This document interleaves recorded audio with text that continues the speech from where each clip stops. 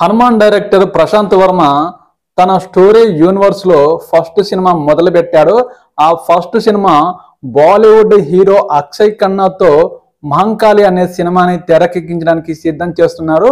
ఈ cinema Bengali back trap లో తెగ నాయకుడిగా అక్షయ్ ఖన్నా కనిపించబోతున్నాడు. రీసెంట్ గా చావా సినిమాలో విలన్ క్యారెక్టర్ అదరగొట్టిన అక్షయ్ ఖన్నా తన టాలెంట్ కి టాలీవుడ్ లో మంచి ఆఫర్స్ వస్తున్నాయని చెప్పొచ్చు. ఇప్పుడు ప్రశాంత్ వర్మ డైరెక్షన్ లో మహంకాళి అనే మూవీ రాబోతుంది. ఈ ప్రశాంత్ వర్మ పర్యవేక్షణలో మహంకాళి మూవీలో ఒక తెగ నాయకుడిగా అక్షయ్ ఖన్నా కనిపించబోతున్నాడు.